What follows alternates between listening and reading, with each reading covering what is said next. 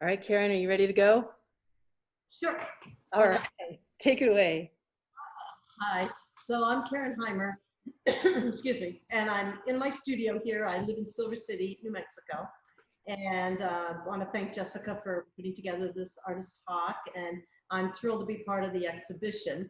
I was really happy to actually get to see it in person yesterday. I did a road trip, so I got to see all the prints in person, and it's a wonderful exhibition. What I have in the exhibition are three photopolymer gravures, which I'll show you in a couple minutes. I thought I would talk a little bit about some previous work that led up to this. My background is really in photography. I studied photography in college and then taught at a college in Tucson for the last, for about 25 years. And during that time, about 8 years ago, I saw images by some of our students that were this process, photopolymer gravures, or solar plates is what sometimes they're referred to. And I was really fascinated by it because it's a combination of photography and printmaking. So I took a class at my college and reviewed all the printmaking processes I did as an undergraduate, but really fell in love with the process. And so that is really what I've focused on for the last 8 years. And the work leading up to this series was a series called Age and Seduction. And I'm going to show you some of that work in just a minute. Actually, you could go to the first slide if you'd like to, Jessica. These images were done between 2015 and 2018. And at that time, I had a big life change. Basically, my marriage ended. It was a 26-year-long marriage, great marriage, but it ended. And so I was a woman in my 50s and starting to, realize that it's really different being single at that age and just the changes in my body and all those kinds of things. So I have always done figurative work, but I basically turned the camera on myself. And first images were done more with iPhones, but then I went to a digital camera. But basically exploring, the effects of time on the body and also the effects of time on natural elements. So this series began, and these are the next images you'll see. These are all 8x10 photopolymer gravures. Some of them are hand colored very subtly. Next slide, please. And in most cases, I photographed myself, but I also used friends, and I did even use some male friends, but mostly the series are female bodies. Okay, next slide. Let me just check my notes. Yeah. And next slide.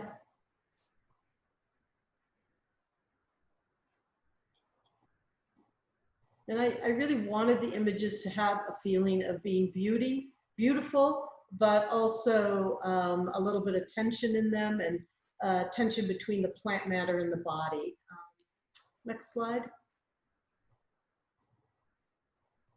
I was also influenced by a book by the Chilean author Isabel Allende. She wrote this wonderful cookbook called Aphrodite. And in it, it talks all about plants and vegetables and spices that are supposed to be aphrodisiacs. So I kind of got inspired by that. So a sub-series within here is, these images are titled Flesh and Food. And so I started introducing food items. And often because I'm all interested in aging, the vegetables would be decaying as well. So they weren't in their prime, just like my body wasn't. Okay, next slide, please.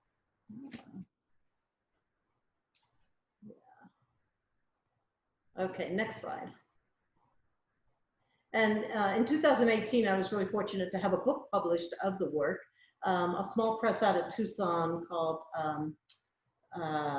Dark Spring Press published this book, and it's an offset lithography book. It was a limited edition of 200. It's hand stitched. I think I had the next slide shows one interior shot. So yeah, there you can see it.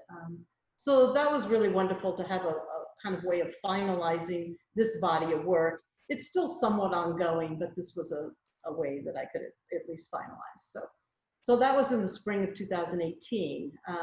Could go to the next slide. And then the next images I'm going to show you are basically what my artwork has been like for the past 3 years. In 2018, I had decided to retire from my teaching job.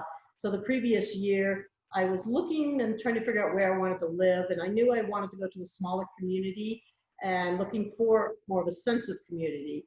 So I discovered Silver City, but I had actually been coming here for about 10 years.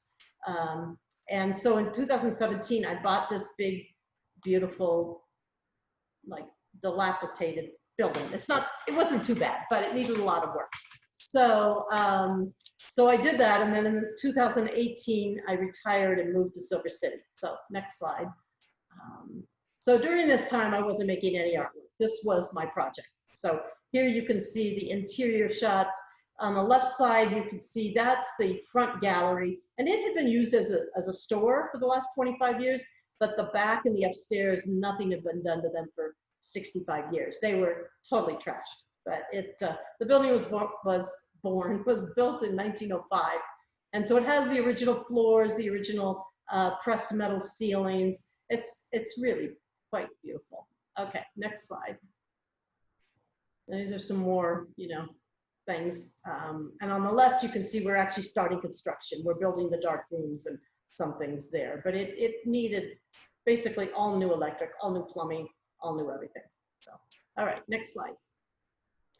It also came with an outside area, which was a field of weeds, as you can see it. The building is the back, 2-story one, and there was no back door. So I put in a back door and have since landscaped the back area so that it can be kind of an event area. So next slide. This will show you a little bit about what it looks like now. So I have sculpture out there, and I can do sun prints and workshops, and hopefully start renting it out as a small private space, when things open up again. But, okay, next slide. So this is a picture of the building after I painted it, and everything has been going really well. We opened in 2019, and I opened with images of my show, the Agent Seduction work. So the next slides. That's just another exterior. And next slide. So here you can get an idea of what the interior looks like. So I was really happy to display the work and have the book available. And so this was my way also of introducing myself to the community of Silver City so they could see who I was. Next slide. And the banner you see hanging, the portrait, was another component of the work I had done during that time period, which were portraits of women. And those I printed on silk. They're inkjet prints on silk. And then the image on the back wall was one of the earliest explorations I did of skin. So those were iPhone images printed. There's 4 pieces there. The total thing is 60 by 60, mounted on foam core. So next slide. And just another view of the gallery and some of the banners. And next slide.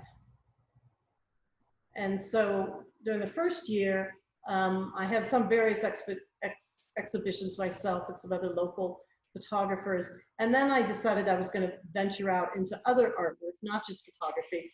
And so I started showing work of some other local artists. And with every month, we sort of expanded the gallery in different spaces. The contractors were great, but things do take time. So nothing was done all at once. It just sort of gradually continued.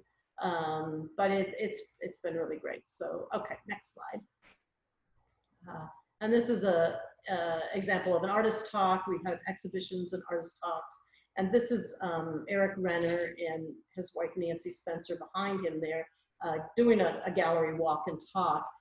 Had a kind of a retrospective of their work in November and December of last year. They live in Mimbres, just about 30 miles from here, and they're really internationally known pinhole photographers. And they have taught all over the world. They're this amazing people, and people around here don't even know who they are. It's really amazing. But sadly, Eric passed away in April. So it's been really, really tough, but I was really pleased to have his work, and I do represent them in the gallery still. Okay, next slide. And this is an example of workshops that we started to teach summer of 2019. So this is in the fall, actually, during our print fiesta. Silver City does a big printmaking fiesta, and I was teaching a photogravure workshop during that time. So again, this space wasn't ready until that summer of 2019. It took a whole nother year to get the backspace ready. Next slide. And this is a picture of Diana Bloomfield. She is a master gum printer who lives in North Carolina, and she came to do a workshop. And to date, we've had about 10 different workshops and 20 different exhibitions. Next slide. And then in March, you know, COVID-19 hit, and my front window cracked at the same time, which just sort of made sense. And so I loved it that the glass person put up this red duct tape. It just looked like a suture, you know, and it's still there. I haven't replaced it yet, but everything, of course, closed down. So all the workshops I had scheduled for this year were canceled, and the exhibitions. But for me, there was a little silver lining in it, because then it gave me time to actually get in the studio and do my work. And so the images I have in this exhibition were done in March and April of this year. You can go to the next slide, I think. Yeah, so it's a series I titled Solitude Series, and each image I see is a different meditation. The photographs were taken a year ago in Oregon, and these are iPhone images. Most summers I teach at a place called Sitka Center for Art and Ecology on the coast of Oregon. And so it's a really stunning, beautifully wooded area, so different than where I come from, the desert. And so I spent a lot of time walking through the woods alone. And so this spring I revisited those images because I hadn't done anything with them yet, and started this series. So next slide. So these first three are the images that are in the exhibition. These are also photopolymer gravures. They are very small. They're 4 inches by 4 inches. So really the smallest work I've ever done. But it just seemed to make sense to me because they're very intimate, and it just felt, you know, right. Next slide. And we can just kind of go through these. Yeah.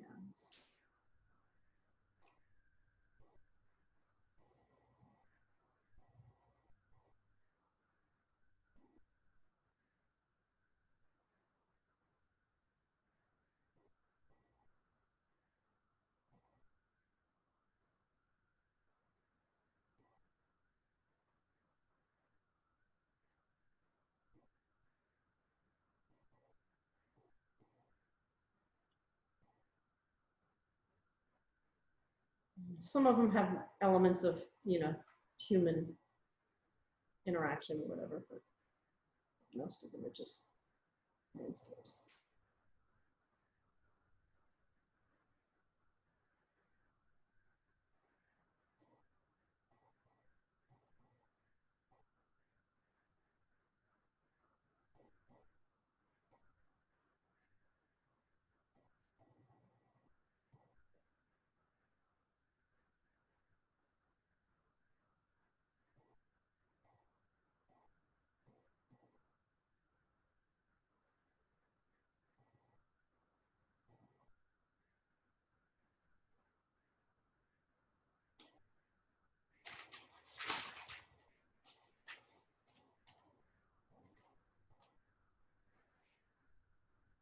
And so that's pretty much that series. And I just wanted to end with a call that I have for my gallery.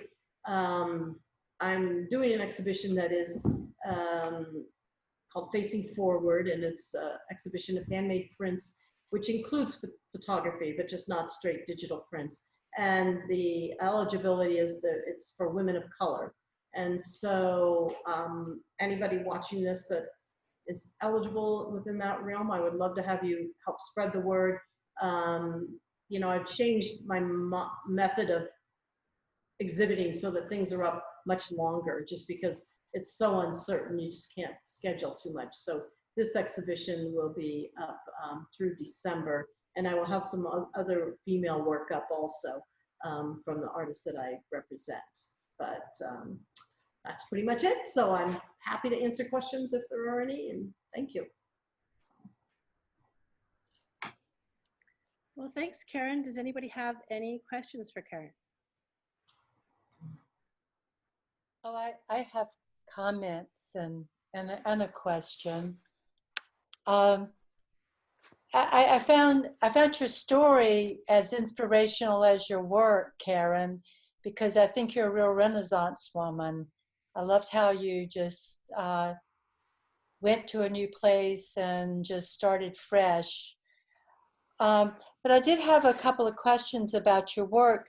For some reason, your solar plates, they look a little bit like palladium prints.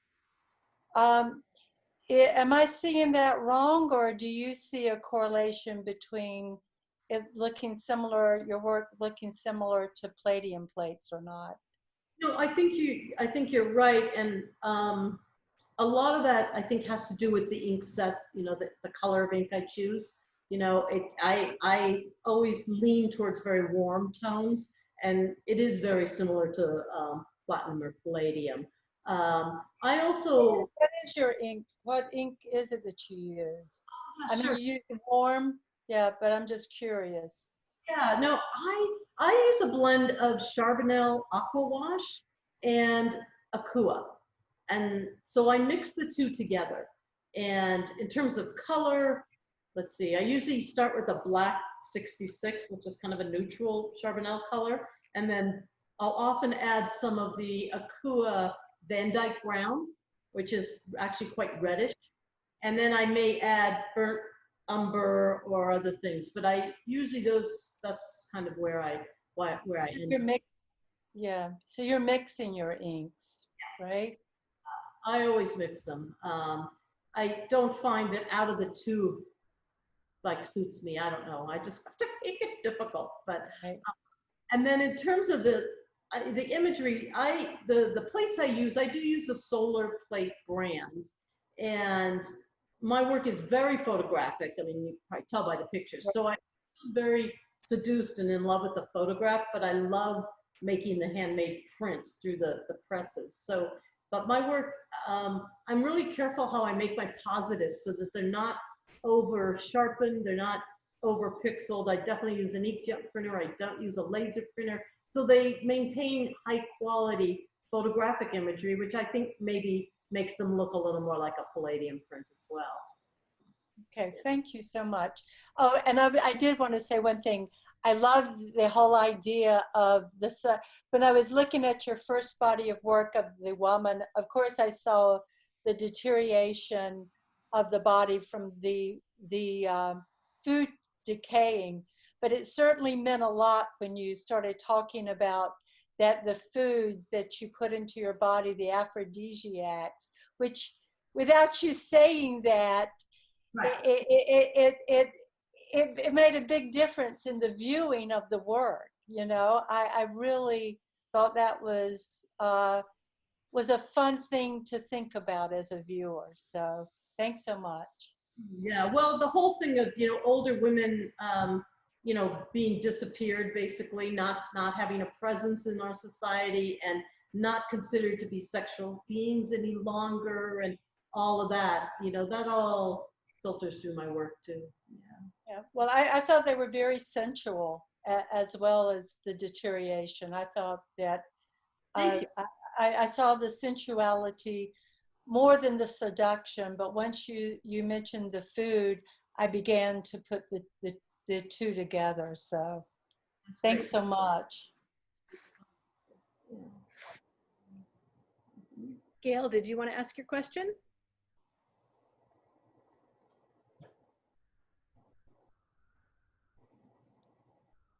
I'm not sure she can hear us.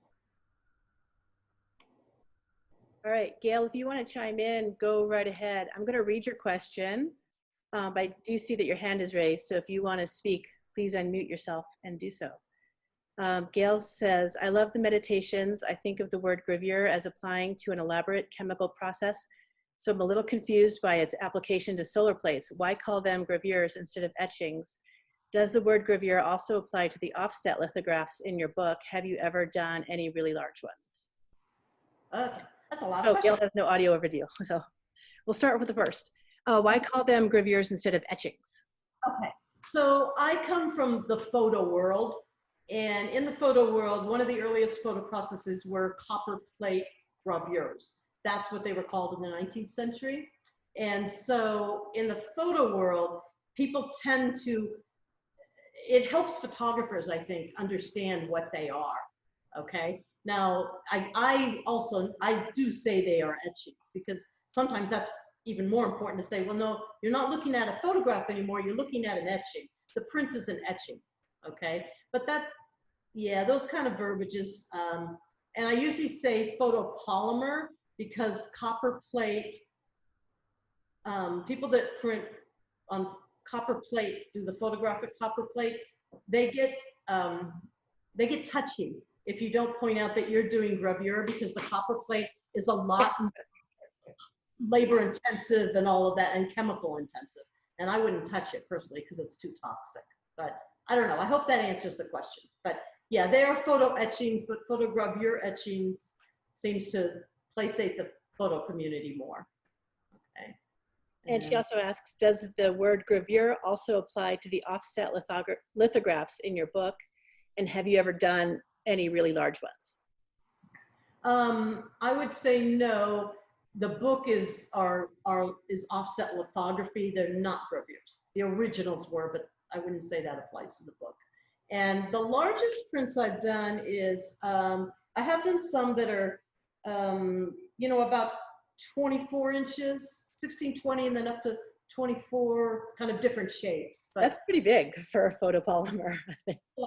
Yeah, they are. And some of those I've done as double plates, printed 2 plates on top of each other, playing around a little bit. But, yeah. Gail also agrees that that's big. All right. Did I cover it, Gail? Do you have anything else? I'm watching the chat. She says thanks. All right. Anybody else for Karen? I have one more question. Go ahead, with your, do you print your own silk inkjet prints? Do you do that, or do you send them out? The real large ones in the gallery. I have a 44-inch inkjet printer, so I do print them. The silk you can buy from Dharma Trading Company, I think it's called, and it comes in a roll. And there's different kinds of silk and cottons, but the silk is attached to a paper backing when it's on the roll, and so you feed it through your printer, and then when you're done, you can tear off the backing. Okay. Oh wow, they were beautiful. They were beautiful. So you just bought the fabric from Dharma, a certain type of silk, and did you individually cut them as it went through, or did you keep it on the roll? I kept it on the roll, but it's a little tricky because the silk frays along the edge, and the printer is a big, expensive piece of equipment, so I have to be careful. Right. I have taken, I bought some, it's like a glue that you could put on fabric, and I've glued the edges and let it dry before I feed it through, because otherwise, when it frays, it's going around and around, and it wraps around the roller on the printer, and it can kind of cause problems. But the printer will cut through it at the end, and then I can cut it down by hand and stitch it, or get somebody else to stitch. I'm not a seamstress, so I don't really do well with that part. Yeah. Thanks for that information. They were beautiful. They were hanging, the way they floated. I love the floating too. They were gorgeous. And it is really lovely. The thing about printing them, though, those of you that are doing inkjet or G-plate printing, you know that there's a color profile that matches. You match your inks, your printer to your paper and your monitor and all that. With this silk, it's like there's nothing. So you have to do, okay. I believe they come out, initially they were coming out very red. So I have to do color correction, and there's no profiles for them. So there's some trial and error that you have to do, but. So you lose some of the silk as you're going along. Well, if you do, I usually will do a test strip to see, especially skin color is the hardest thing, you know, to match.